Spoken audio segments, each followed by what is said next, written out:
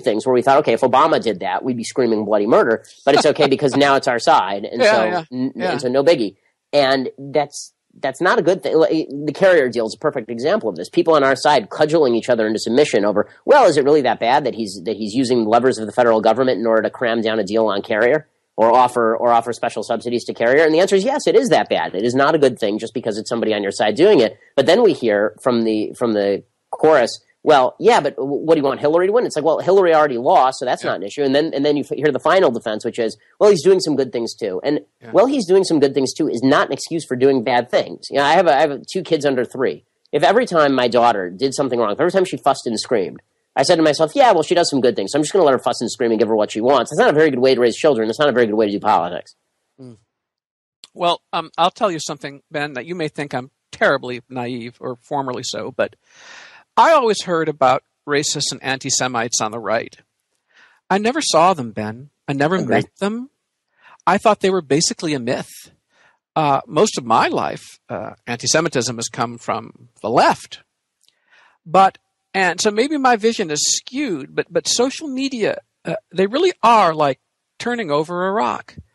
And I have to tell you, when I have the good fortune of being retweeted by you, Ben, on Twitter, something I like very much and I'm very flattered by, I get an avalanche of Nazi-style tweets.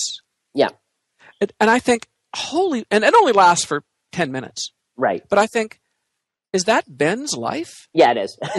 Does he face that every day? Yeah. I'm not talking about right-wing stuff and racist stuff. I'm talking about outright Nazi stuff coming into my notifications just because you've retweeted me. Yeah. No, I mean, that's unfortunately my life now. I had the kind of dishonor of being the guy who left Breitbart and called it out as a Trump propaganda tool and also an Orthodox Jew. And that's not a great combination for the alt-right. So I've been, according to the Anti-Defamation League last year, it's so funny. The left also assumes that anti-Semitism only applies from right to left. So people on the right like me, you know, I was with you. I wrote a whole piece in National Review about this where I said I was totally wrong about this. I thought that this was gone. Right? I'm an Orthodox Jew, and I'd never seen any of this. I've been all over the country speaking everywhere. I've never seen this notion, this kind of alt-right anti-Semitism before. And then it crops up in this election cycle, and it crops up with a vengeance. So the ADL did a report on anti-Semitism against journalists this year, and they found that of all anti-Semitic tweets directed against journalists during the election cycle, I was the personal recipient of 38% of them. So I received. You win. You're the champion. Yeah, I am. Crown me. I mean, I'm very excited about it. No one can ever take that title away from me. I had received something on the order of 8,000 anti-Semitic tweets in the course of something like 6 months, which, you know, is a fair number of those tweets a day, many of them coming from prominent figures on the alt-right. Some of them weren't anti-Semitic, some of them were racist. I got Milo Yiannopoulos, who's now being feted, is somebody who sent me a picture of a black baby on the day that my child was born because I'm obviously a cuck because I didn't back Trump. It's disturbing, but I think that he's a nice fellow. It's disturbing, but I think that it's indicative of the fact that tribalism has retaken our politics, and that's, I think, what we've really kind of been edging around this entire conversation is whether you call it ideological tribalism or whether you call it racial tribalism. Tribalism has now infested politics to the point where truth no longer matters. And so as long as somebody's part of your tribe and you define Trump as part of your tribe, or you define his policies as part of your tribal policy, that means that you have to defend everything the tribe does. You're always at war. Tribes are always at war. And so what you end up with is the left, which trafficked in tribal politics for decades. With Barack Obama, who exacerbated these divisions by basically saying, yes, blacks are constantly under threat from white folks. Hispanics are constantly under threat from right-wing folks. Gays and lesbians are constantly under threat from religious folks. We're all part of a tribe. This intersectionality notion, this drove the right not to say intersectionality is bad. We should oppose it. It drove the right, as always. It's the most reactionary time I've ever seen in American politics by a long shot. It drove the right to say, okay, well, if tribalism is good for the left, it's good for us. So why wouldn't we embrace tribalism? Obviously, tribalism is a powerful force. So why shouldn't we embrace white tribalism on the right? And obviously, this isn't a mainstream phenomenon, but it's growing. You know, this idea that you know, the kind of Richard Spencer idea that if there can be black nationalism or black solidarity, why can't there be white solidarity? Mm-hmm. And even people who are more mainstream than Spencer, Yiannopoulos does this. You know, what's the big problem with Western civilization was created by white folks. So what's the issue with sort of a white solidarity notion? And that leads to some pretty dark places, because it means that if a Jew disagrees with you on anything, they're doing it not because they disagree with you, they're doing it because they're a Jew. Or if a black person disagrees with you, it's because they're not part of the tribe. If a white person disagrees with you, it's because they're an idiot. But if a Jew disagrees with you, it's because they're a Jew, or a black person disagrees with you, it's because they're black. This is sort of the alt-right notion. And so it's gotten really, really nasty out there. And I don't think Trump has done a lot to tamp this down. I think Trump has basically ignored it for the most part. And, you've got Kellyanne Conway out there acting all insulted if anybody has the temerity to bring it up. But it's a very real phenomenon, and it's pretty nefarious that nobody seems to be willing to speak out about on a broad level, other than to it's gotten to the point where people who I respect, like there's a point where during the election cycle, I was the number one online target of the alt-right. Mm-hmm. And Hugh Hewitt actually called me a member of the alt-right because he didn't think I was sufficiently supportive of Paul Ryan. And that's because there's been this polarization in politics where there's certain slurs you just throw at people if you don't like what they're doing. And Hugh apologized because he got it wrong, but it's what you've seen is the infiltration of old bad ideas into a time when there is no social fabric anymore. So when there's no social fabric, then when we don't have any ideas in common anymore, we don't agree on the definition of liberty. I thought the most pernicious single political line that I've heard before this election cycle was in his second inaugural. Barack Obama said we didn't have to agree on the definition of liberty in the United States. He said we can all have our different definitions of how life should work. We don't have to have the same definition of liberty. And I thought to myself, well, if we don't have the same definition of liberty, why are we living in the same country? What exactly do we hold in common anymore? And the answer is clearly we don't hold much in common at all, other than sort of a root tribalism. Trump is trying to broaden that root tribalism into the sort of national tribalism, the sort of blood and soil tribalism of European nationalism. But in the end, that's going to fall short too, because we're a multi-ethnic democracy. And because the fact is that that's not something that's geared toward agreement. I mean, we all have tribes we're closer to than people who live 3,000 miles away in Washington, D.C. Ben, back up a bit. Sometimes when I mention these Nazis and near-Nazis and fascists, people say something like, Jay, it's 11 guys, and it's all magnified. It's bad, and it's unpleasant, but they're so few in number, don't make a mountain out of a molehill. I guess my question is, how do you know how pervasive it is, how extensive it is? Maybe it is 11 guys. I think there's truth to that, actually. I just don't know. I don't think it's millions of people. I think that it's the people who are sort of the hardcore who are doing that on Twitter. I think it's probably 1,500 people. At least this is what the ADL essentially boiled it down to. But what we are seeing, unfortunately, is a willingness to take this stuff a little bit seriously, or at least not to, play it down by mainstream actors. And that's more dangerous to me. So, the fact that there are a bunch of these people who do this stuff on Twitter, that's less troubling to me than the fact that when Donald Trump is asked about people spamming Julia Jaffe with anti-Semitic stuff, and he answers, well, she did something wrong. That's that's more disturbing to me. He's a person in a position of power. The stuff that she was subjected to is so vile. I'm sure you'd have no understanding of this, Ben. You can't imagine, of course. But oh no, listen. I have I upped my security system. I have a shotgun. Yes, I mean my wife doesn't know about any of this. I keep her shielded from all of it. But yeah, I mean all the stuff that she got, I got probably twice over. And the fact that that Trump was basically kind of ignoring it. It was funny. Even Steve Bannon, who I used to work with, right? He was asked at a certain point about the fact that I was getting spammed with all this anti-Semitic stuff, and he told I can't remember where the reporter was from. Maybe it was the Washington Post or something. He told this reporter, it was the New Yorker, I think. And he told this reporter, well, Shapiro's a whiner, and this is the way that this works now. Is that if you say something is bad, this is whining, unless you're Trump, in which case you whine until you win. Yeah. So it's very frustrating because his own line, by the way. Yeah, exactly. Just reminding listeners, it's his own line. Yeah. You feel like it does feel like arguing with the left sometimes, because leftism is all about the idea that it feels like with the left it's a constantly shifting to become virtuous. And you say, well, but identity politics is bad, and they say, right, but that doesn't matter because you're a bad person. And that's what politics on the right is boiling down to now too. And that's a scary phenomenon. I don't think, by the way, that it's boiling down as much that way to young conservatives. I think young conservatives actually are not super hot on this. I think that when I speak on college campuses, the vast majority of kids, when I was in the election cycle, when I would say I was not voting for either candidate, which is what I ended up doing in this election cycle, when I said that on college campuses to young conservatives, I would say 2/3 of young conservatives were nodding along. They were sympathetic. There was probably 3/4. It was a large number of them were basically sympathetic to that position that these people are both terrible.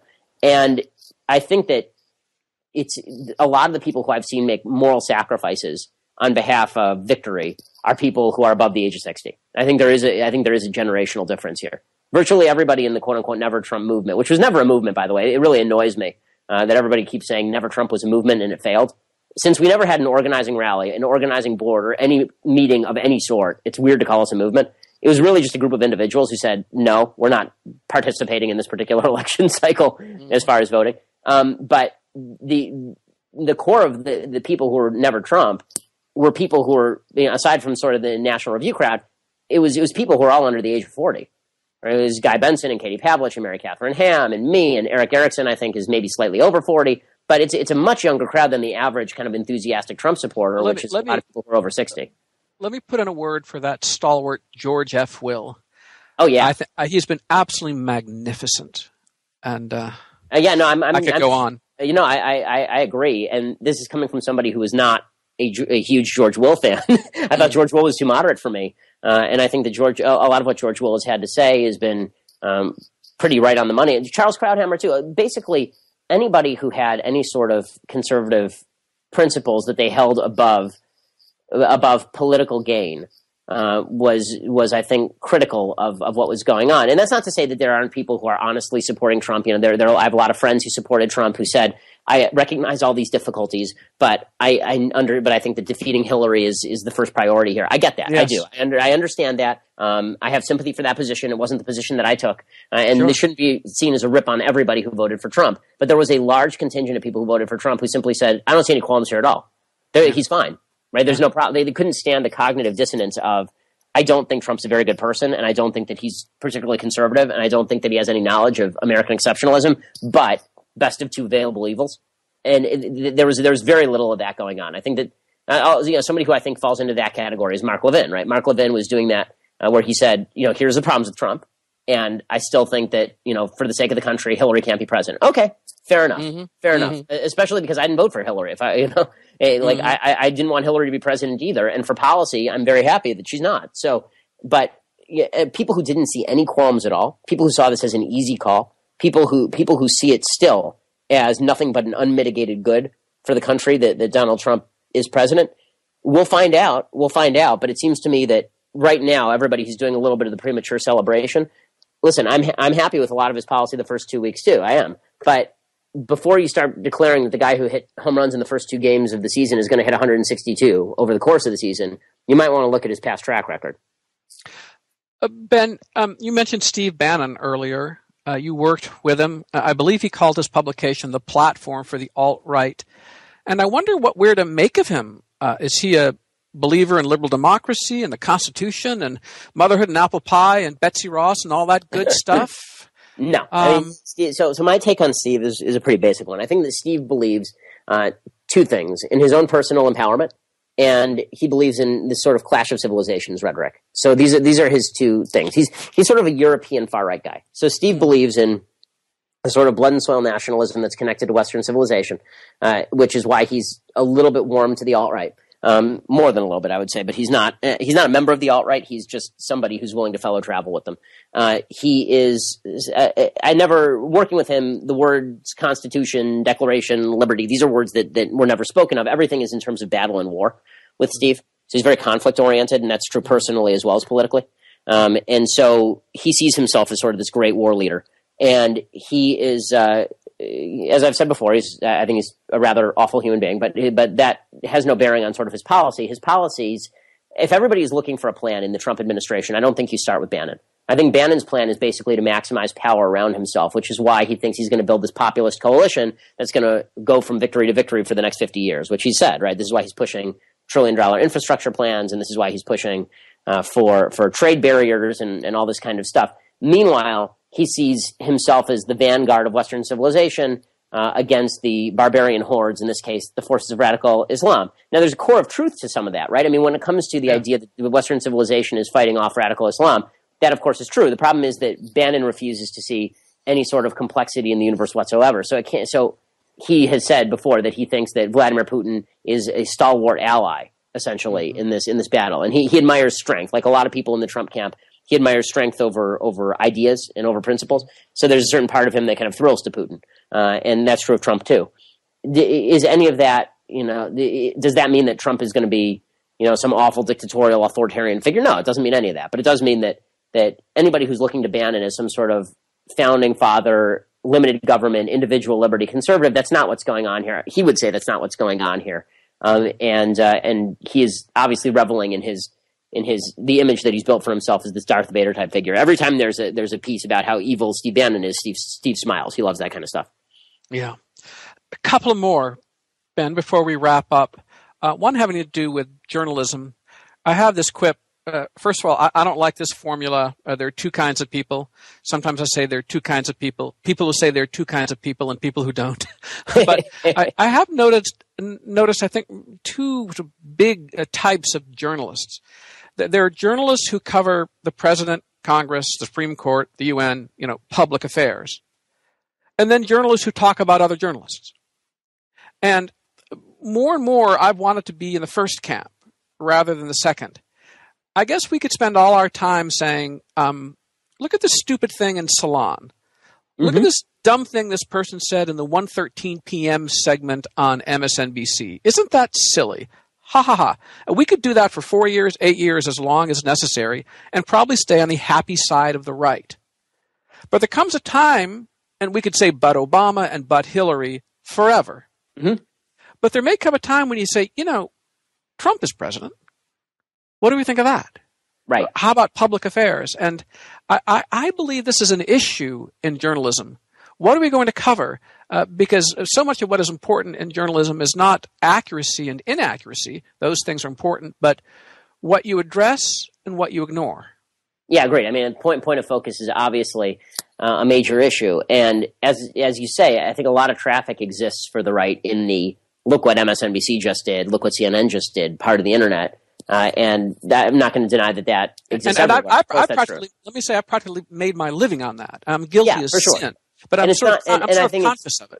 And look, I think that it's still good to police the other side. But as far as sort of the more urgent battle, yes, I mean I agree that looking at what the president is doing, looking at what Congress is doing is significantly more important. Now, one of the problems that we have is that.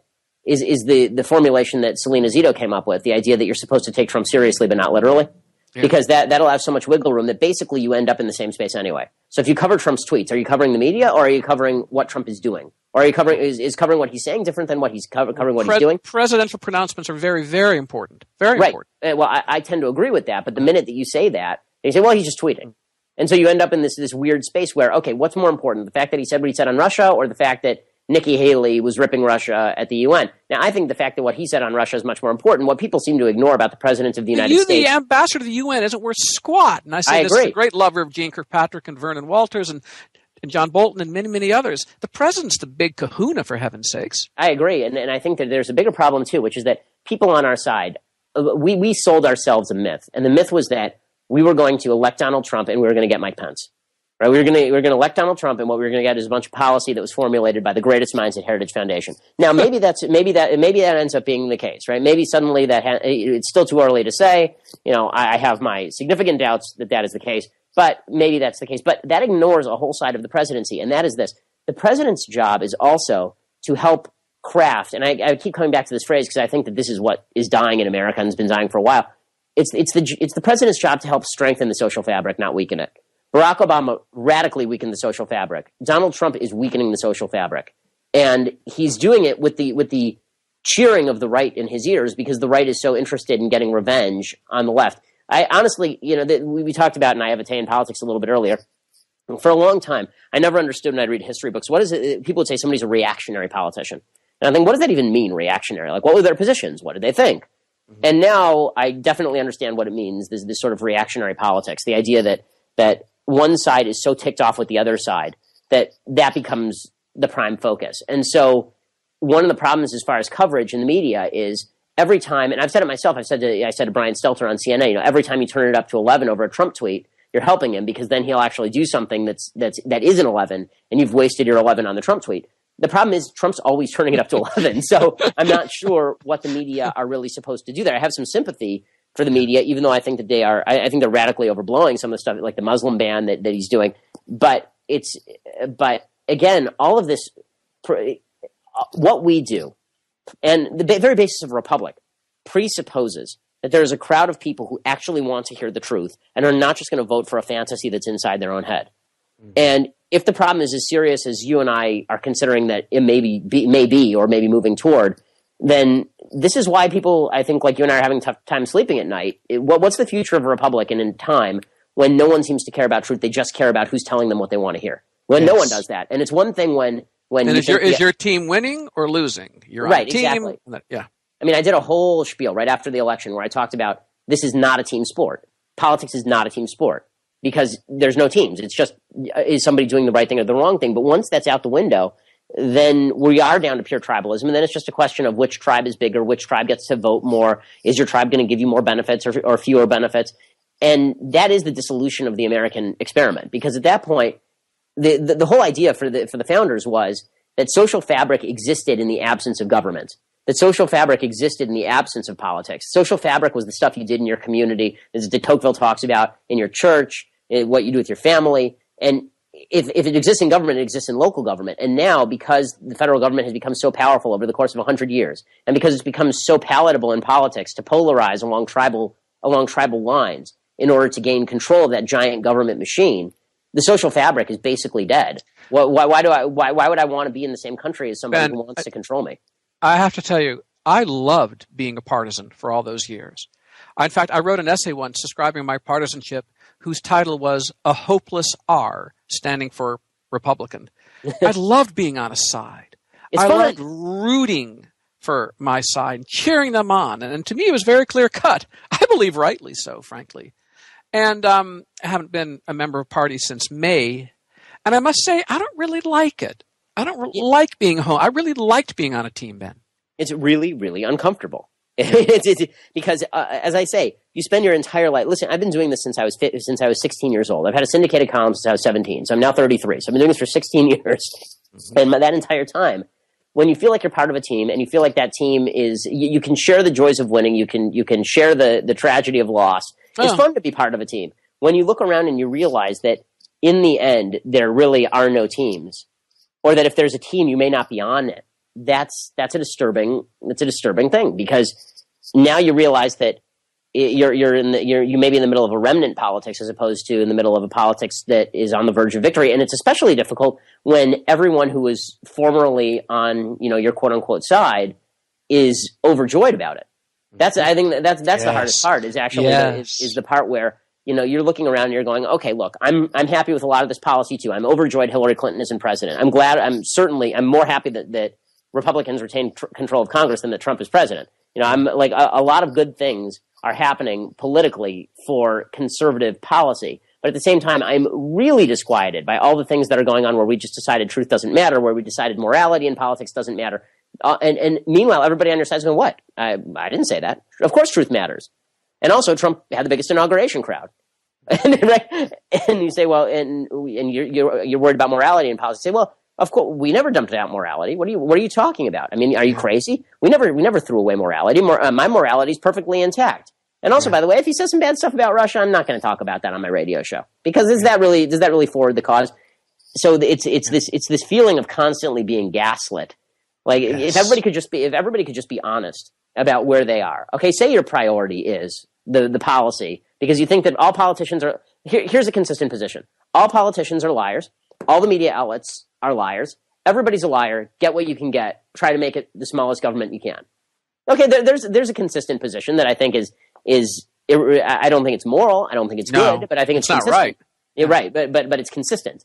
But but even more than the morality of it, the lack of morality is the lack of intellectual consistency. I mean, again, it's like arguing with Jell-O. Every time you have an argument with somebody about this, where you say, "Yeah, I didn't like what Trump said about Russia," it turns into, "Yeah, but man, that executive order was pretty good." Yeah, and well, but that's not what we were talking about. Kellyanne Conway did this the other day. Chelsea Clinton, I think Kellyanne Conway said her silly thing about Bowling Green massacre, which is a mistake. Yeah. Okay. Yeah. And Chelsea Clinton tweets out, something mildly obnoxious about this being a lie or about it not being true. And Kellyanne Conway tweets back and basically says, "We won." Yeah. And I thought to myself, that is the most immoral thing. If someone calls you a liar, the answer isn't "we won." Like, the lie doesn't become good just because you won. If lies became good just because you won, then might makes right. And what moral standing do you have to claim that the bad people in history were actually bad? It's so John Nolte, who's a writer we have John over at Daily Wire, and I admire John's honesty because John is definitely blunt. And John wrote a piece for our website, and I love John as a person. John wrote a piece for our website where he said openly, "I don't care if Trump lies. It doesn't matter to me if Trump lies." And I wrote a piece responding saying, of course it matters if Trump lies because lies are bad. But there's a huge contingent of people who basically decided, look, the left lies so much, we can't leave the tool of lying on the table. And so we can't play by the left's rules. And I kept saying, those aren't the left's rules. The left's rule is not don't lie. That's the moral rule. If the left doesn't abide by that rule, then that's their problem. But it doesn't absolve you of the responsibility to abide by the moral rule, beyond which, if your new argument is that lies always defeat the truth, then we should just get rid of the Republic entirely and have an oligarchy of wise men deciding what to happen for us, because obviously people are too stupid to vote, since you can just lie to them and get them to believe anything. Well, Ben Shapiro, you are one gutsy dude. You must have a spine of steel. You have huge independence of mind. And I thank you. Well, I thank you for all of it. Well, thank you for having me on the program. And listen, I don't think that we're going to be. I do have hope that in the future, I hope that this is a wave of temporary enthusiasm over victory, rather than abandonment of principle in favor of permanent pursuit of victory. We'll see if that's the case or not. But I think that there's still enough people who, in the end, are going to realize that truth matters more than a tax cut. If you have to prioritize, hopefully you get truth and the tax cut. But if you have to prioritize them, truth matters more than the tax cut. If we have enough people who can believe that, then I think that this is recoverable, and maybe we get some good policy in the meantime. That's the optimistic view, but we'll find out. Ben, if you want to found the Truth and Tax Cuts Party, I'm going to sign right up. Man, I thought we had that one, and then it just right out the window. So I appreciate it. Thanks, Jay. He is Ben Shapiro. I am Jay Nordlinger with Q&A. Thank you. Till next time.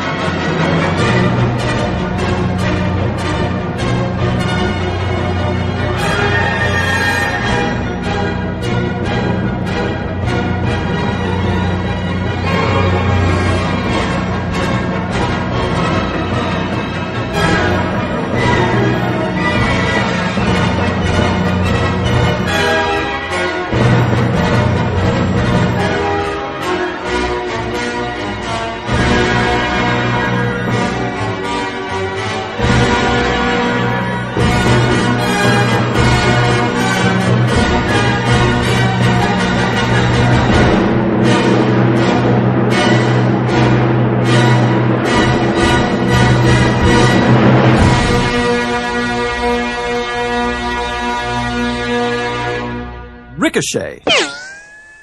Join the conversation.